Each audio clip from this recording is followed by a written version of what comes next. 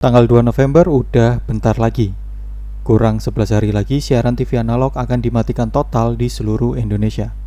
Tapi ada kabar gosip kalau tanggal 2 November nanti ASO akan batal dan diundur lagi seperti sebelumnya. Mengingat pada kasus-kasus sebelumnya juga seperti itu. Nah, apakah tanggal 2 November nanti benar-benar akan analog switch off? Ataukah batal dan harus diundur lagi? Semua akan kita bahas lengkap di video kali ini.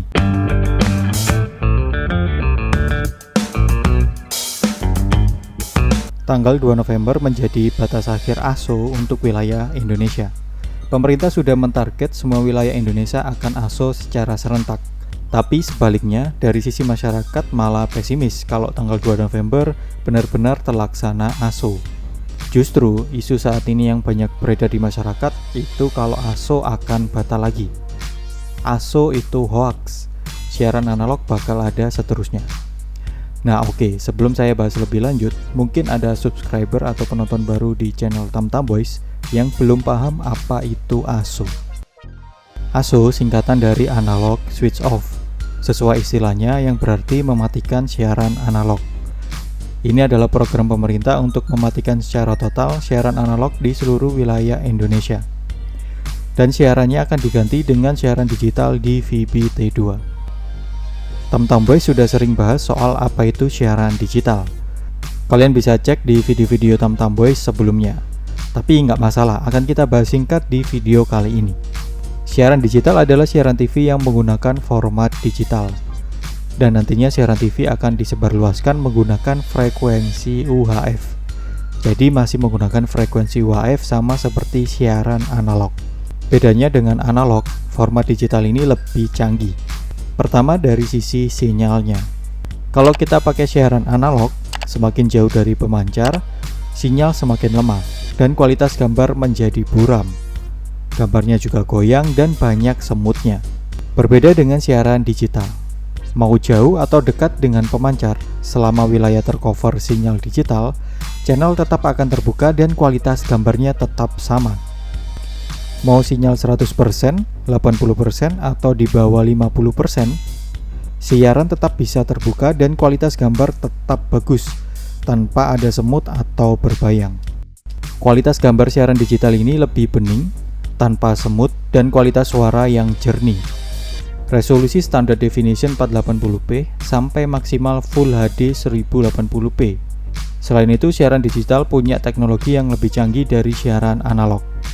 Ada fitur EWS (Early Warning System), berfungsi sebagai peringatan dini jika terjadi bencana.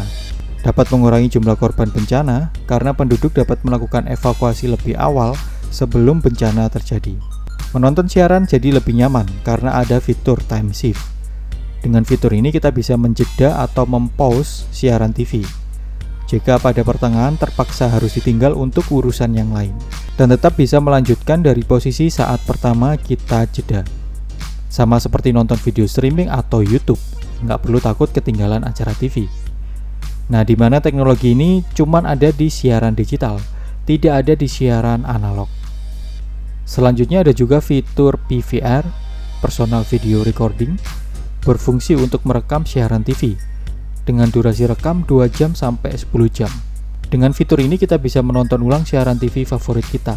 Misal nonton siaran ulang sepak bola, pertandingan bulu tangkis, MotoGP atau sinetron. Oke, itu tadi beberapa perbedaan siaran analog dan siaran digital. Di mana siaran digital ini teknologinya lebih canggih dan membuat pengalaman menonton siaran TV jadi lebih nyaman dan asik. Selain teknologi yang lebih canggih, berpindah dari siaran analog ke digital sudah menjadi tuntutan zaman. Bisa dibilang negara Indonesia ini masuk kategori negara yang paling telat dalam penggunaan teknologi siaran digital. Negara lain ini sudah banyak yang berubah ke siaran digital dan mematikan siaran analognya. Contohnya seperti negara tetangga, Malaysia, siarannya sudah digital semua dan siaran analog sudah dimatikan total. Dengan dirubahnya ke siaran digital, jatah frekuensi analog akan dimanfaatkan untuk frekuensi internet cepat 5G. Nantinya akan dimaksimalkan jaringan internetnya sehingga bisa menjangkau wilayah-wilayah pelosok yang belum pernah merasakan internet cepat.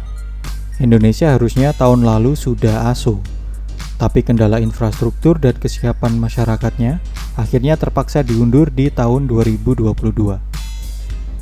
Dan tanggal 2 November 2022 jadi batas akhir pelaksanaan ASO, di mana jika diundur lagi tentu menyebabkan kerugian di banyak pihak.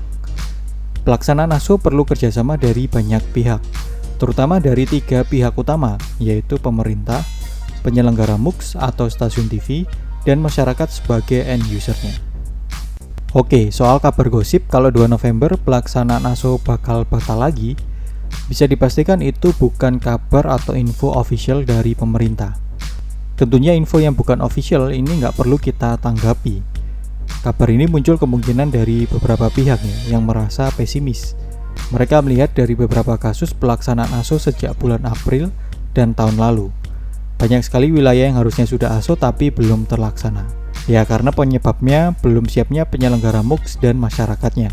Beberapa stasiun TV ada yang belum berpindah ke format digital dan banyak masyarakat yang belum siap secara perlengkapan. Belum banyak yang punya set-top box atau TV digital. Tapi itu beberapa bulan yang lalu. Nah, kalau kita cek saat ini, sudah banyak masyarakat yang melek soal siaran digital. Persebaran set-top box dan TV digital sudah banyak di masyarakat. STB banyak dijual di marketplace maupun toko offline. Kalau kalian ke toko elektronik saat ini sudah banyak menyediakan set-top box dengan berbagai model dan merek. Set-top box dan TV digital ini sangat gampang dicari saat ini. Tingkat penjualan set-top box tiap bulan juga semakin meningkat. Bantuan set-top box gratis dari pemerintah juga sudah berjalan. Jadi masyarakat secara mayoritas sudah siap menghadapi ASO tanggal 2 November nanti. Cuman terkendala di beberapa wilayah yang masyarakatnya belum terjangkau sinyal digital. Kebanyakan dari wilayah-wilayah yang berada di titik terluar jangkauan atau berada di wilayah perbukitan, di mana bukit sendiri menjadi penghalang alami sinyal UHF. Jangankan siaran digital, siaran analog saja mereka tidak pernah merasakan. Kebanyakan mereka berganti dengan siaran parabola menggunakan antena satelit parabola. Nah, mereka ini sebenarnya sudah melakukan analog switch off sejak dulu, dengan tidak menonton siaran analog dan pindah nonton siaran parabola, karena kondisi wilayah yang tidak memungkinkan untuk nonton siaran analog. Nah, ini akhirnya banyak juga yang tanya ke Tamtam Boys, "Bang, kalau analog switch off, gimana nasib siaran parabola?" Dan pertanyaan ini banyak banget ditanyakan sampai saat ini.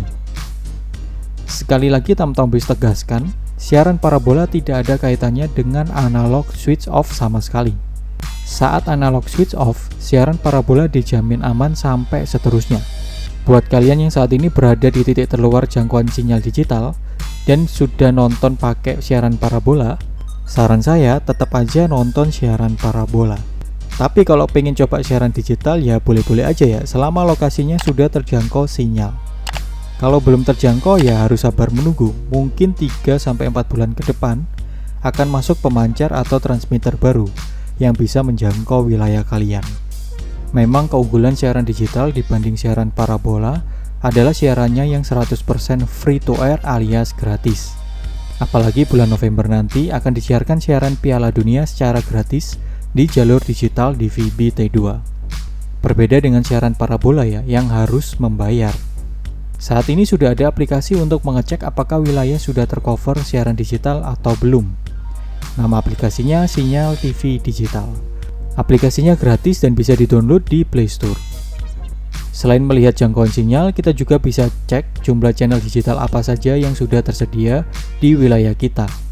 Kadang pas kita cek, ini wilayahnya sudah terjangkau sinyal digital. Tapi channel yang tersedia masih sedikit. Cuman 5-10 channel. Malah ada wilayah yang baru kebuka channel TVRI saja. Nah, sebabnya karena beberapa penyelenggara siaran atau stasiun TV ini belum masuk ke wilayah tersebut. Biasanya wilayah kabupaten atau pelosok yang infrastruktur pemancarnya belum memadai. Bukan berarti nanti seterusnya tidak akan ada channel yang masuk ya. Ini baru tahun awal diberlakukannya siaran digital secara massal, dan baru juga akan dimatikan siaran analognya. Jadi masih benar-benar baru, butuh proses adaptasi. Ditunggu saja, semoga beberapa bulan ke depan persiapan infrastrukturnya bisa merata dan menjangkau ke wilayah-wilayah pelosok. Berbeda dengan wilayah kota dan kabupaten besar. di mana channel digital sudah banyak yang masuk.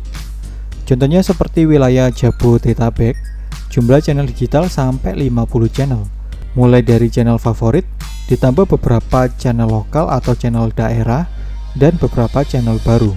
Diikuti juga provinsi selainnya, seperti wilayah Jawa Timur dan sekitarnya.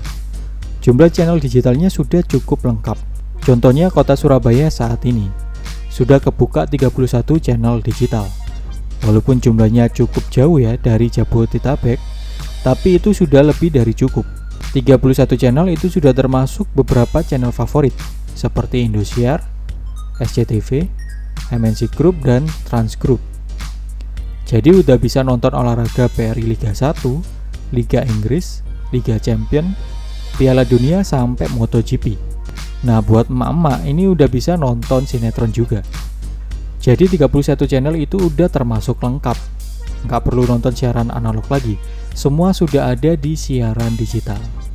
Nah, kalau kalian amati, di wilayah kota atau kabupaten besar ini udah mulai menurun kualitas siaran analognya, mulai dari hilangnya channel analog satu persatu dan menurunnya kualitas gambar. Seperti ini rumah saya yang berlokasi di Surabaya. Dulu channel ANTV dan TV One analog kualitas gambarnya terkenal bagus, kalaupun bersemut ya cuman sedikit. Tapi sekarang malah jadi ambiar, gambarnya udah nggak jelas, sering goyang, berbayang, dan banyak semutnya.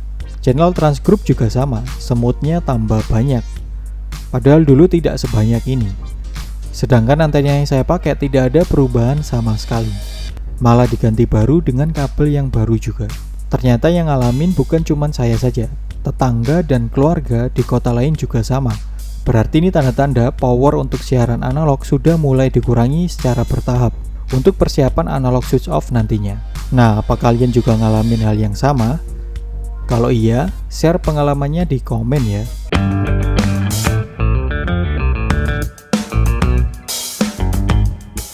Buat wilayah yang sudah mapan secara infrastruktur digitalnya, ini nggak perlu nunggu analog switch off dari pemerintah tanggal 2 November. Kalian bisa analog switch off secara mandiri, dengan cara tidak lagi nonton siaran analog dan mulai beralih ke siaran digital. Bisa dengan paket TV baru yang sudah support siaran digital. Kalau terlalu berat ya buat beli TV baru, ini masih bisa pakai TV lama, tinggal tambah alat set-top box. Dimana saat ini set-top box harganya lagi murah-murahnya. Dijual mulai harga 100.000 sudah bisa dapat set-top box. Lebih baik beli saat ini sebelum analog switch off.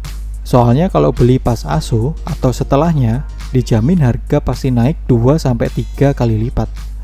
Sesuai hukum pasar, semakin banyak permintaan, harga semakin naik. Oke boys, itu tadi info lengkap soal analog switch off. Jadi kita nggak perlu galau ya soal apakah analog switch off nanti jadi atau batal. Selama wilayah kita siaran digitalnya sudah mapan dan channel digitalnya lengkap, nggak perlu tunggu pemerintah mematikan siaran analog. Kita bisa analog switch off secara mandiri, dengan tidak lagi menonton siaran analog dan beralih sepenuhnya nonton siaran digital. Nah, kalau kalian mau tanya-tanya lebih lanjut, bisa tanya di kolom komentar atau tanya di media sosial Tamtam Boys. Bisa juga chat di WhatsApp Tamtam Boys. Nanti nomornya saya taruh di deskripsi video. Semoga videonya bermanfaat. Sampai jumpa di video selanjutnya. Wassalamualaikum warahmatullahi wabarakatuh.